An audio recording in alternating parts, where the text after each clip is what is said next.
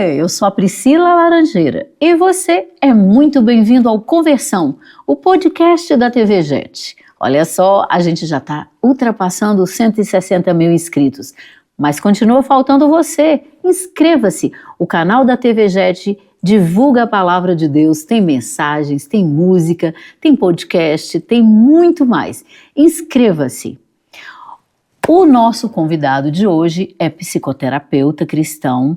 Ele trabalha cuidando de famílias, cuidando do coração e das emoções da gente, e ele é escritor. Ele é pastor da Igreja Batista Getsemane, pastor auxiliar aqui com a gente, e ele está aqui com a gente hoje no Conversão. Bem-vindo, Bruno! Olá, Priscila! Pastor Tudo Bruno bem, Lisboa! Gente? Graças a Deus, estamos aqui com vocês, uma alegria, um prazer estar aqui com todos. Bruno, para começar, vamos ser bem óbvios. Onde está o seu coração? Meu Deus, que pergunta, sempre assim, né? Meu coração está alinhado com o Senhor.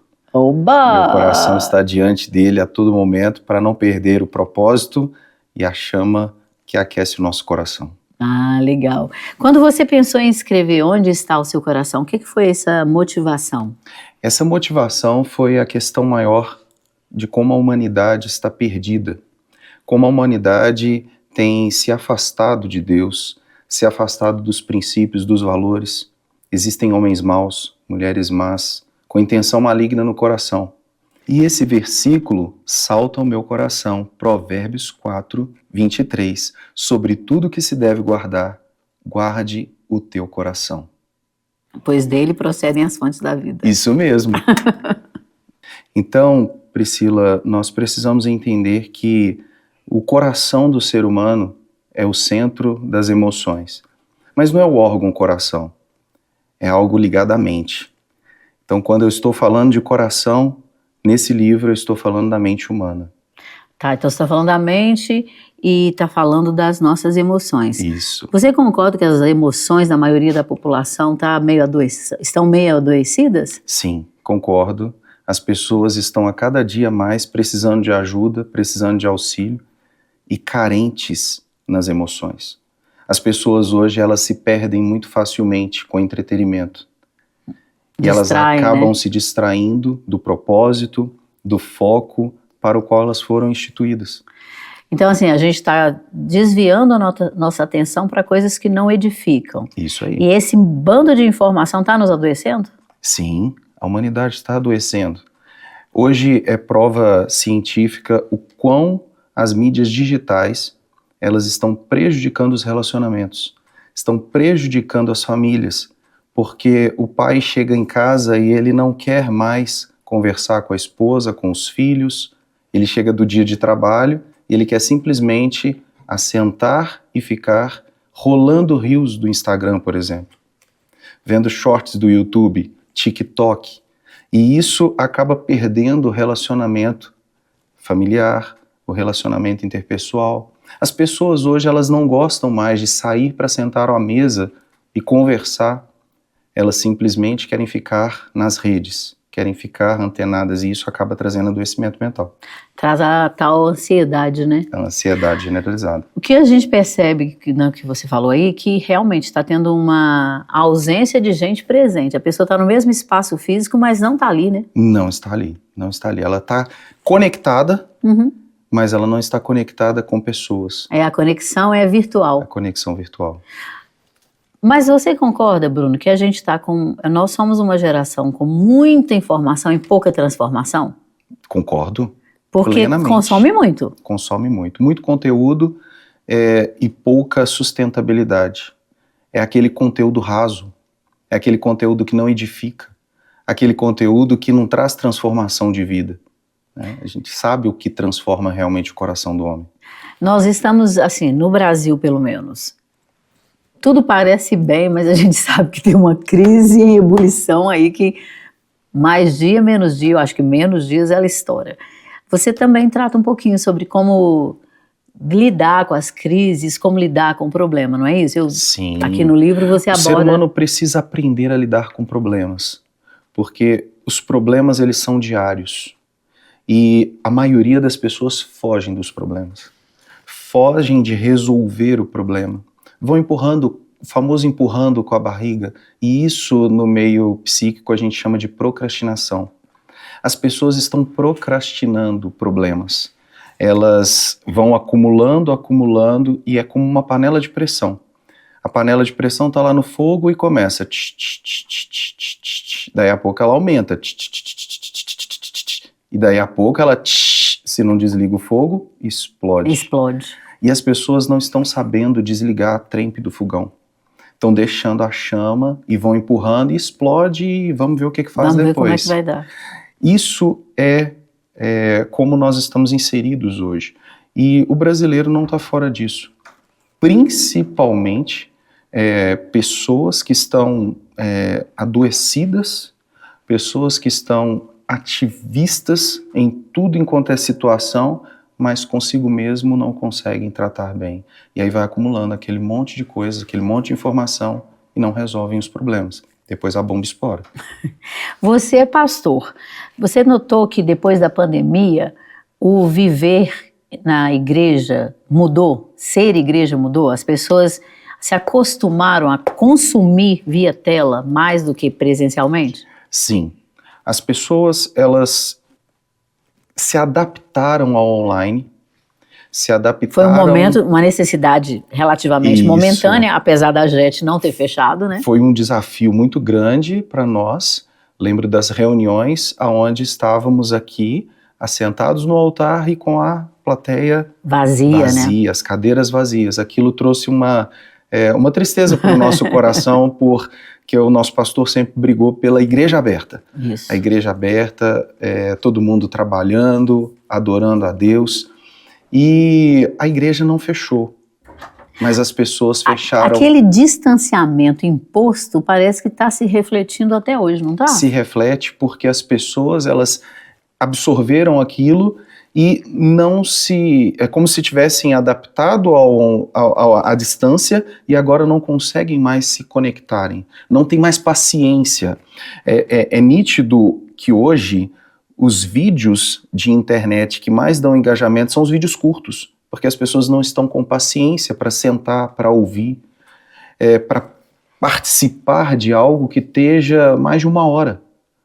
Então participar de um culto, menos ainda, porque se o culto não oferece aquela troca de... Isso. E aí vira um entretenimento. E isso é muito perigoso, Pri, porque as pessoas estão deixando que o entretenimento tome o lugar do culto racional. E é algo que nós temos que resgatar isso dia a dia. As pessoas estão impacientes. É nítido quando você percebe no mundo eclesiástico que a gente roda um pouquinho as igrejas e a gente vê os perfis diferentes, mas esse comportamento é muito comum. As pessoas se levantam a todo momento. Elas não conseguem ficar assentadas prestando atenção no culto, no que está sendo dito, no porque que está sendo querem o resumo. É o resumo. É o famoso, né, hoje aí as IAs, né? Então joga lá na IA e já me dá o conteúdo, já me dá aqui que eu quero comer e ir embora. É a geração fast food. Complicadíssimo isso aí. É muito complicado. Hoje nós estamos querendo, como geração, e eu não sei o que vai ser desse futuro, porque as pessoas não querem mais plantar, regar, para colher, né? Viver o processo. Elas querem comer o cheeseburger todo dia. Elas querem comer a batata frita todo dia. Eles querem a comida fast food. E isso em tudo. É nos relacionamentos, é em casa, é a esposa que não atende o marido e o marido já quer que ela atenda rápido, vice-versa também. Os filhos estão inseridos neste contexto. As crianças não têm paciência para ver desenho mais. Elas já têm o controle na mão. Então elas trocam de desenho a todo momento. Basta você ir num restaurante e você começa a ver as crianças no tablet. Dentro do avião, né? Dentro do avião. Os pais dão ali o tablet ou o telefone, vai, nas estradas. Isso, tranquilo aí, né? Fui recentemente a uma viagem de descanso em família e foi nítido, porque quando você fica num hotel e todo mundo quer descanso, o que os pais fazem? Joga os meninos para recreação, fica o dia inteiro com os meninos na recreação e o momento que eles têm ali em família, num restaurante do hotel, o que eles fazem? Tablet nos meninos. E aí fica os meninos ali tudo assim. E vamos crer que a recreação tem atividade física, Tem né? atividade física. Que não usou tela também nessa Que recreação. não usou tela. A maioria dos lugares utilizam tela. Pois é. Utiliza. Tá mudando o perfil e o homem tá tendo mais coragem de procurar uma terapia? Ou é só uma impressão que a gente tem? É um grande desafio, mas o homem tem procurado ajuda. O homem tem buscado ajuda. E eu falo que o homem que procura ajuda, ele é macho. Boa, Ele também é macho. acho. Ele é macho. Se você precisa de ajuda, você é macho, meu irmão. Porque ninguém é perfeito e Ninguém não é dá perfeito. tudo tão certo quanto a Não. gente espera. Sempre as mulheres... e tem um detalhe também, tá, Pri? A mulher sabe dificular. Isso. A maioria das mulheres Não tem medo de procurar ajuda. não tem medo de procurar ajuda. E elas é que impulsionam os maridos a procurarem ajuda. Tá, mas aí, primeiro, eu entendo que elas impulsionam, mas elas também estão se cuidando. Elas também estão se Como cuidando. sempre. Como sempre. A gente vê assim que existem várias linhas de terapia. A mulher procura para a cabeça, para o coração, para tudo. Sim. E o homem? O homem menos. O homem, ele para buscar ajuda, o negócio tem que estar apertado. Financeiramente ou no relacionamento? Porque fala aí, Vitor, você procura ajuda quando? Quando eu tava apertado. Quando eu tava doente, foi 3 meses até procurar. Olha, tá vendo? Olha só. Demora, a coisa tá séria, a pessoa demora ainda. Vai procrastinando, né? Vai Isso é do deixando homem? para depois. O homem, ele é mais procrastinador do que a mulher. Tá, Bruno, mas a gente tá falando de forma genérica, né? Que o homem tá mais fragilizado, mais feminino, que ele tá perdendo seu papel de protagonismo, que ele tá deixando que um bando de mulheres raivosas dominem ele, e ainda assim ele procrastina? Ainda assim ele deixa para depois? E aí tem o homem que tá indo para essa linha, mas tem aquele homem ainda que continua. Eu sou o durão, eu sou o durão, mantenedor eu sou o e tal. machão, eu sou... E aí resiste Ele resiste. Porque aí talvez ele confunda um pouquinho o papel, né? Que é cuidar da mente, do coração, com o papel de provedor, de Sim, sustentador da casa. é muito peculiar, porque o homem ainda carrega aquela imagem de que ele não pode chorar, Até hoje. de que ele não pode sofrer, de que ele não pode falar das emoções, que ele não pode abrir o coração. Antes ele era um fraco, hoje ele tá nessa onda woke aí, tá desandando. Isso aí.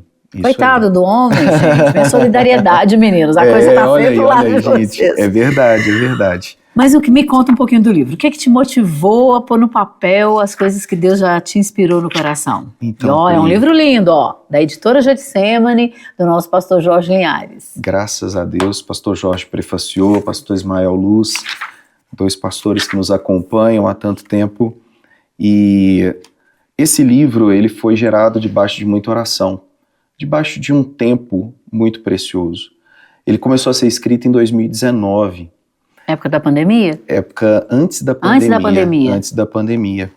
E ele foi motivado através de um chamado do pastor Jorge no altar. Opa! Eu estava no altar auxiliando ele, sou coroinha do pastor, auxiliando o pastor no altar, e ele tinha um preletor ministrando, e ele olhou para trás e falou: daqui a pouco é você escrevendo o seu livro. Opa! E eu falei: eu, pastor? É, você. E aí eu falei: meu Deus. E aquilo ficou na minha mente. E eu falei: o pastor falou emocionado. Pastor falou, né? Falou, mas ele não falou, ele falou direcionado para mim. Tinha outros pastores no altar. E eu fiquei com aquilo na mente. E fui dormir. Cheguei em casa, dormi e aquilo ficou ruminando na minha mente. Na semana seguinte, o pastor virou para mim e falou assim: eu estou te presenteando com a viagem para Israel. Poxa! E é lá que você vai ter as suas melhores experiências para você poder colocar no seu livro. Que bênção! Então eu fui para Israel. E em Israel foi revelado os segredos do meu coração, hein? Opa! Então foram experiências marcantes, foram situações, e eu comecei a me inspirar nas terras onde Jesus pisou. Você fala um pouco sobre resiliência.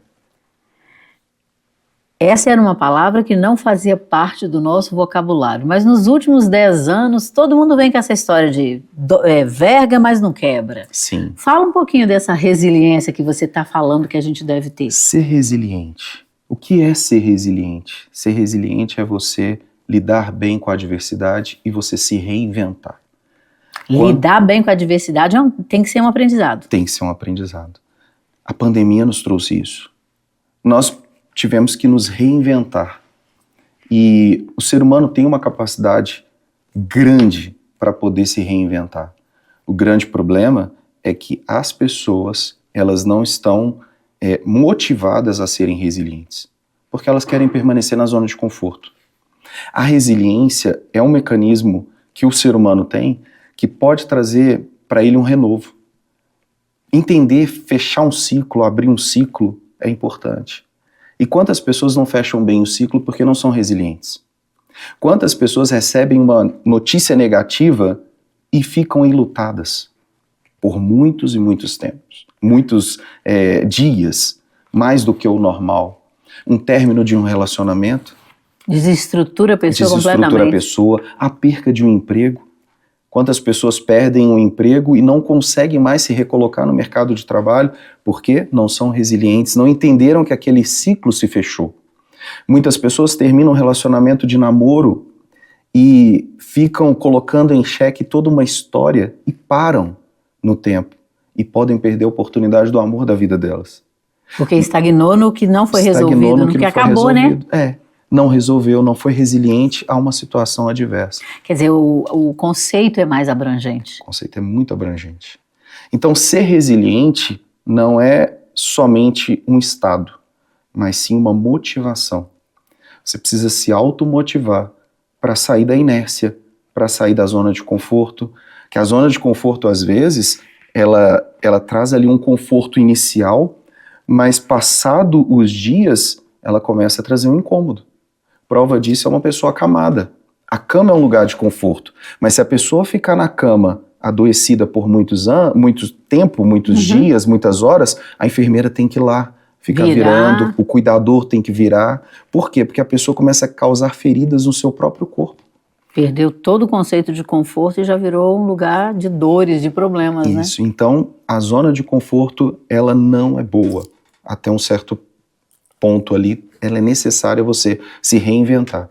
E ser resiliente é algo que hoje, a pessoa que é resiliente, ela tem um diferencial no mercado. Tanto no mercado de trabalho, quanto no mercado como um todo, global. As pessoas elas se sobressaem mais. Você é psicoterapeuta cristão. Sim. Hoje já pode aliar a psicanálise, a psicologia com a vibe cristã? Olha só, é um desafio. Não é bom falar vibe não, mas tudo bem, você entendeu a minha pergunta, né? É um desafio muito grande para nós terapeutas nos denominarmos cristãos. Você é bem ousado de falar, eu psicoterapeuta cristão, né? Isso. O nosso site está lá, www.psibrunolisboa.com.br, psicoterapeuta cristão. Sua identidade já está ali proclamada, declarada, toda voltada, né? Para isso. Inclusive a identidade visual nossa, ela é voltada para a formação da árvore, que é algo que lembra jardim, que é algo que lembra criação, que é algo que lembra ali a videira verdadeira, que a seiva flui e nós temos que estar ligados a ela. E quer saber o maior psicólogo que já existiu nessa terra? Jesus Cristo. Então, a psicologia, ela não separa, ela une. E esse é o problema de que querem nos rotular e querem impedir as pessoas de terem acesso à verdadeira psicoterapia, a verdadeira meditação. Essa palavra meditação, ela ficou um pouco pejorativa, porque as pessoas pensam que a gente meditar é fazer um mantra. É ficar não é isso. Não é isso. Isso também pode ser chamado meditação em outra área, né? Em outra área. Mas nós cristãos temos isso na nossa regra de fé e prática, na palavra, onde nós somos ensinados a meditar na palavra dia e noite.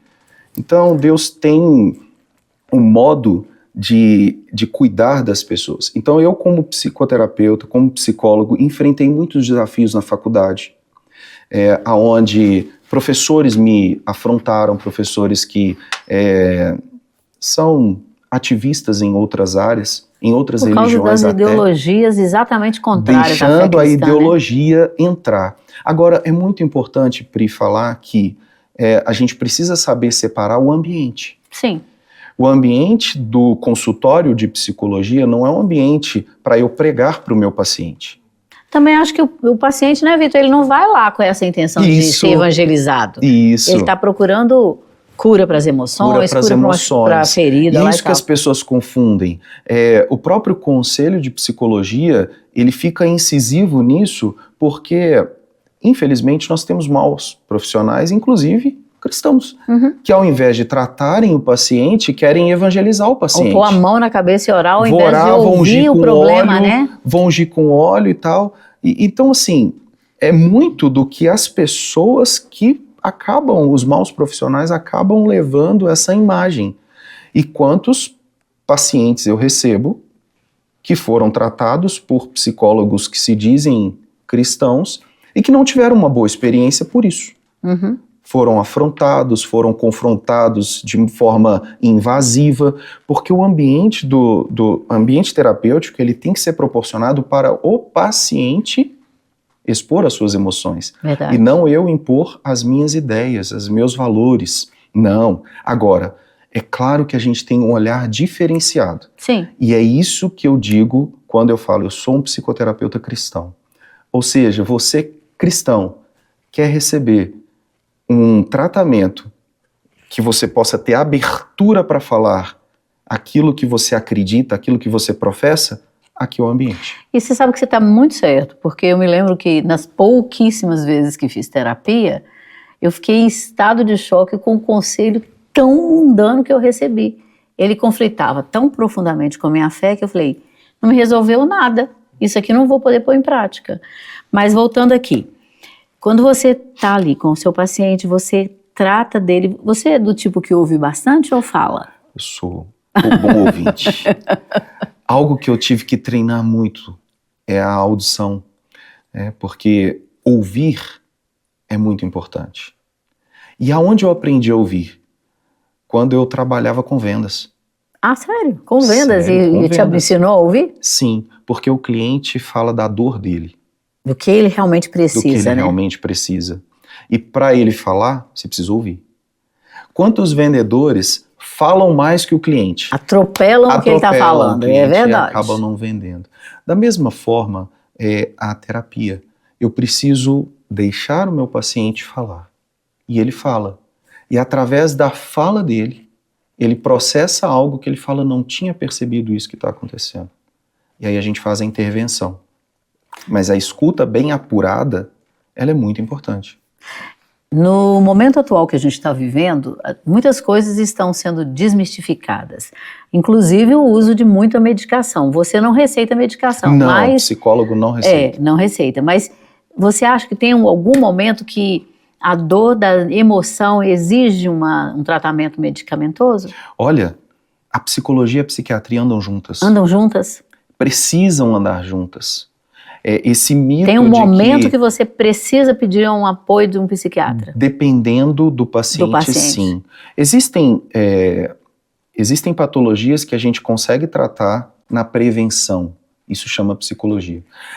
O psicólogo ele trabalha na prevenção, no trabalho preventivo, no cuidado. O psiquiatra, vamos dizer assim, bem grosseiramente, trabalha na correção.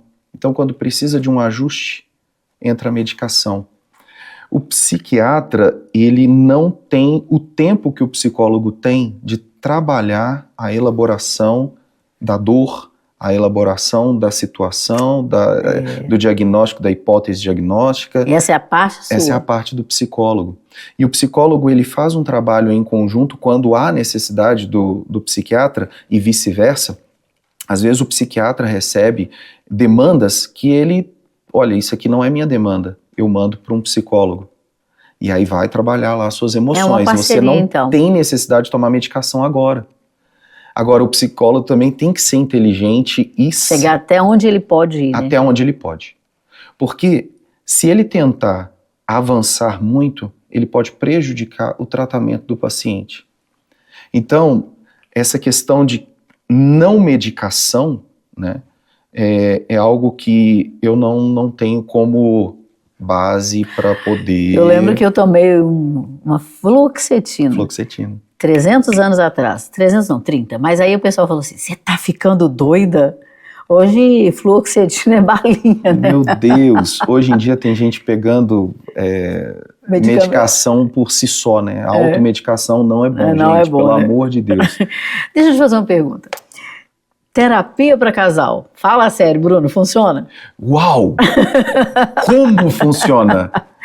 É A mesmo? terapia Porque pra na casal. terapia para casal vem Angelina Jolie e Brad Pitt em Senhor e Senhora Smith detonando uma outra e depois super apaixonados. Esse é o Não, clássico. Só chega pra gente família Margarina. Só chega pra gente Tudo família maravilhoso. Margarina. Não. Olha só. Quando um casal procura terapia, geralmente o negócio já está entornado. Não chega bem, né? Não chega bem. Existem situações que eu brinco que o psicólogo ele só recebe pepino. Ele só recebe o negócio Coisas quando já indigestas. tá né? ali, né? Daquele jeito. E a gente tem que desembolar aquilo.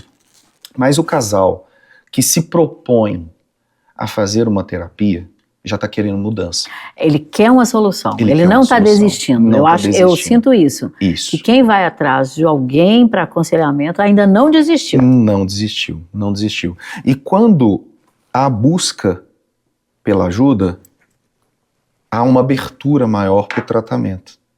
E é onde o casal consegue se caminhar na evolução. A minha maior satisfação é saber que o casal conseguiu se ajustar. E o ajuste, quando ele é necessário, é igual uma engrenagem. A engrenagem, quando ela está funcionando bem, ela tem ali uma lubrificação legal, A coisa vai, né? ela vai fluindo. A partir do momento que não tem mais lubrificação, um dente está quebrado, ela já não funciona da forma correta. Então tem que fazer o quê? Arrumar. Tem que recarregar. A gente tem uma ferramenta maravilhosa aqui na igreja chamado Casados para Sempre, que é um curso, mas que eu chamo de uma terapia grupal. É muito bom, é muito legal que os casais vão ali, começam a conversar, a tratarem os problemas, mas não é uma terapia. A terapia, ela é diferente. A terapia é o momento do casal. O casal fica o tempo todo junto ou tem momentos separados? Não, depende de terapeuta, tá? E depende da necessidade do casal. E depende da necessidade. Mas eu, como primazia do meu trabalho, eu já proponho pro casal sessões, que a gente chama de sessões de terapia, os atendimentos em casal, que é a grande maioria, mas momentos Senão você sozinhos. nem sabe se está resolvendo, né? Por que isso, Pri? Vamos lá. Eu tenho algo para dizer do meu marido, mas eu não posso dizer para ele. Eu tenho algo para dizer para minha esposa, mas eu não posso dizer para ela. Vai acabar com toda a construção que nós estamos fazendo aqui. Porque nós Mas somos... eu quero me queixar que aquela pessoa ali está me ferindo, né? Isso. E nós temos que lembrar que, embora nós somos uma só carne, somos indivíduos. Porque a gente fica pensando que a gente é a metade de uma laranja. A gente é uma laranja inteira, É uma laranja que tem mais inteira alguém que tem ali, mais né? Só tô brincando que porque o meu faz o sobrenome é suco. Laranjinha. Mas pode ser qualquer outra Que fruta faz aí. uma bela laranjada. É isso. Nós somos indivíduos completos com anseios diferenciados. Com anseio diferenciado. Prova disso é só olhar para a minha digital e a sua. Ela Ninguém não é igual. Verdade. Então, existem complexos, existem situações da mente que precisam ser colocadas, precisam ser lidas. Há pouco eu estava atendendo um rapaz que estava falando da esposa dele. Rapaz, então novinho. É novo. Tá. É um casal novo. E ele estava falando da esposa. Mas ele estava falando coisa que se ele falasse na frente da esposa, Acabou o casamento. acabou o casamento. Nada de solução, né? E ele saiu da terapia falando assim, eu amo a minha esposa. Mas ninguém tem dúvida quanto ao amor, né? Entendeu? E eu quero ficar junto com ela, e eu quero melhorar o nosso casamento. Por quê? Porque ele enxergou que ele também tem problema. Então, quando ele fala do problema da esposa, eu já contra-argumento, e o seu problema? E a sua dificuldade? O que você pode fazer para melhorar ela? Então a terapia faz a gente dar uma boa olhada no espelho, né? Isso, porque a gente precisa tratar do indivíduo. E nós somos um ser relacional. Se nós estamos bem, o outro está bem. Se a gente está mal, o outro está mal.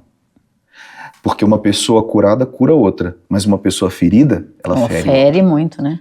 Ela fere. Tem até um livro que chama Amargura, Amor, Cura. Opa, esse eu não Quer conheço dizer não. que se você não for curado, você está amargurado. Olha só, tá vendo? Tá vendo? Mas Bruno, me conta só rapidinho para não perder o hábito, um pouquinho da sua conversão, porque você é psicoterapeuta cristão, Mas é pastor também. Como é que Pastor aconteceu também. isso? Então, esse livro conta muito isso. Eu tento fazer um paralelo entre o psicólogo e o pastor, né? É uma psicologia pastoral, vamos dizer assim. Eu nasci em um lar dividido, em um lar cristão, mas dividido. Meu pai é católico, da fé católica, cristão católico, e a minha mãe é cristã protestante da igreja evangélica. E eu nasci assim, de manhã eu ia para a missa e à tarde eu ia com minha mãe pro culto. Você estava querendo agradar gregos e troianos, né? E eu ia muito cedinho com meu pai à missa. Meu pai comprava o jornal do dia, o Estado de Minas, do jornaleiro, que nem existe mais não hoje. Não existe mais, eu gostava do Estado de Minas. Nossa, eu tô entregando a minha idade, Pri. Meu Deus. Deixa eu contar aqui que eu tenho 58, porque tá perto de eu fazer 59. Gente, eu tenho 58. Bruno, você é muito mais novo. 4.2. 4.2, dia 19 né? de outubro, E você, bem recente. você, Vitor? 27. 27. Tá na flor da idade. Tá jovem. Eu quero a idade dele, eu troco tudo pela idade dele. Olha só, Pri, e aí eu ia na missa de manhã cedo? Tenho muita memória afetiva. Ia com meu pai e aí voltava para casa, ele lia o jornal dele, eu ficava brincando e a minha mãe já falando, você vai no culto comigo à noite. Eu falava, vou, mãe, pode deixar, e vou. E ia. E essa não gerou confusão? Não gerava confusão, porque eu tinha 7 anos de idade, 8, 9, mas aquilo começou a me incomodar, porque eu comecei a questionar meu pai. Ah, tá. Pai, eu escutei o pastor falando, mas, filho, e o padre? O que o padre falou? Pai, o padre não vai, pai. Eu não tô gostando muito do padre falando, epa, e tal. Aí começou aquela coisa. E aos 10 anos de idade eu comecei a caminhar com minha mãe. Tá, e já estava meio que podendo escolher, Isso. né? E eu já não queria mais ir à missa, falava com meu papai, não tem muito a ver comigo não, deixa eu ir com minha mãe. E aí começou meio que uma briga de ciúmes dentro de casa e tudo. Isso é pauta para um outro podcast. Vamos focar na minha conversão. Né? Melhor. Então fui para a igreja e aos 11 anos de idade eu tive um encontro real com Deus. Lembro como se fosse ontem um acampamento de juniores. Opa! Um acampamento muito legal. Tive alguns dissabores, né, dos juniores, que é os famosos bullying hoje, né? Sofri um bullying. Oh, meu senhor, no acampamento cristão. No acampamento, então fica atento na aí, época viu, não era bullying, acampantes. não era nada disso. Então aí fui trabalhar das minhas emoções, e aí veio um pastor de adolescentes, e ele conversou comigo, e falou muito sobre aceitar a Jesus, confiar em Deus, e eu comecei a buscar isso mais. E comecei a perguntar à minha mãe sobre a caminhada cristã, e aí nesse acampamento eu tive um encontro com Deus muito forte. Isso aos 11? Aos 11 anos de idade. E não idade. se desviou? E aí me decidi por batizar. Opa! E o pastor virou, pode batizar, você está decidido? Tô decidido. Me batizei. E desde então a minha caminhada com Cristo. Olha que bênção. Não teve outra E seu pai também não situação. se incomodou? Foi um desafio até os 15 anos de idade. Com 16 anos eu comecei a trabalhar, então eu comecei a produzir e acabou. Mas hoje, graças a Deus, ele também já aceitou Jesus.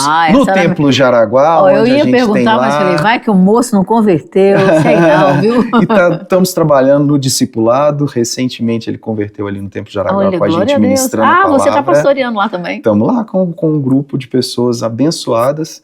É o primeiro templo da Igreja Batista Getsemane. É uma alegria fazer parte da história desse lugar que é então, lindo, Bruno, né? então se você aceitou Jesus aos 11, você já está com uma caminhadinha boa de 31 anos com Deus para se refletir no seu consultório, nas suas experiências profissionais. Isso mesmo. Não vamos fugir muito, mas a minha conversão com Deus foi aos 11 anos de idade. E o meu chamado ministerial aos 12. Ali, rapidinho assim? Rapidinho. E os meus primos fazendo bullying foram respostas de Deus para o meu chamado. Lá vem o pastorzinho. Amém. Estava Lá vem o profetizando sem pastorzinho. saber, Eu ganhei né? minha primeira Bíblia da minha mãe, onde ela escreveu para mim na capa da Bíblia: lâmpada para os meus pés é a tua palavra e luz para o meu caminho, um salmo, aonde eu guardo ele no meu coração até hoje. E a partir daquele dia eu fiquei andando com a Bíblia de capa preta. Eu ia para a igreja com a Bíblia, eu ia para as férias Isso é coragem, com a porque Bíblia. hoje está, já que a gente está falando de psicologia, hoje está acontecendo um movimento global de retorno dos jovens para as igrejas. Isso. Os jovens não querem baladas, querem as coffee parties de manhã lá, ir dar tomar café e ficar em casa à noite, que isso a gente falou. Mas também o povo está aceitando Jesus. Graças a Deus. Esse mover tem a ver com essa necessidade física e emocional, não tem? Sim, existe um vazio no ser humano que só pode ser preenchido por Deus. Poxa, isso é sério, né? É um vazio que só Deus pode preencher. E a necessidade do ser humano é preencher um vazio. E às vezes ele procura subterfúgios para preencher esse vazio. Procura nas coisas, nos prazeres. Às vezes em coisas ilícitas, né? Coisas ilícitas. Mas quando ele tem um encontro com Deus, esse vazio é preenchido. E quando ele preenche, não tem jeito. É esse retorno para casa. E o mundo inteiro vai ter que reconhecer que Jesus Cristo é o Senhor. Aleluia. Então está acontecendo esse mover. É verdade. Bruno, a gente tem que terminar, mas... Oh, meu Deus! Pois é. Mas conta aí, falando para o pessoal que te ouve. Incentiva aí buscar uma terapia, congregar, Claro. tudo que tem a ver aí. E fala para o seu pessoal e já deixa o seu contato também. Olha Para o só. pessoal te achar, né? Já que os homens são corajosos É aí. verdade, é verdade. Porque as mulheres, vamos ser verdadeiras, elas sempre foram atrás. Sim. Mulher corta sangue e corre atrás de consertar, Sim. mas os homens eram mais duros, né? É. E eu tô gostando de ver que eles estão entendendo que também são humanos. Verdade. A primeira pergunta é: você tem feito o seu controle anual de exames? A maioria dos homens não, né? Mas as mulheres também estão deixando de fazer. E é importantíssimo cuidar não só do corpo físico, mas também da alma, que é a sua área espiritual, e também das suas emoções. Nós somos corpo, alma e espírito. E se nós não cuidarmos do corpo, nós vamos estar acabando com a nossa saúde física. Se nós não cuidarmos da alma, nós vamos estar deixando de nos relacionarmos com Deus, que é a nossa criação, que é o nosso Criador. E deixando também de cuidar das emoções, nós vamos ficar desconexos, nós vamos estar mais sensíveis, vamos estar mais vulneráveis, inclusive às dores do maligno, né? Então é importantíssimo cuidar das emoções. Procure ajuda enquanto há tempo. Procure igreja para congregar. Procure uma igreja para congregar. Procure pastores para te discipular. Procure ajuda, tanto física, emocional e espiritual. E se precisar de mim, PC Bruno Lisboa nas redes sociais, YouTube, Instagram e o meu telefone 31 99915 7895. 99915 7895. Vai ser um prazer falar contigo. É isso aí, muito obrigada. E olha só, adquira o livro Onde Está o Seu Coração. Como Tem dá nas pra ver? plataformas, hein? Pois é. Fala aí, então, tá em todas? Tá na Amazon, Mercado Livre e Amazon. Legal, e olha só, ele tem o aval do pastor Jorge Linhares e do pastor Ismael Luz, nossos queridíssimos aqui da Igreja Batista Getsemane. Bruno, até que enfim, então, muito obrigada. Obrigado, valeu demais. Você, graças a Deus deu certo. Legal demais. E, gente, olha só, assista de novo, pega os conselhos do Bruno, coloque em prática e até a próxima. Deus te abençoe. Grande abraço, gente.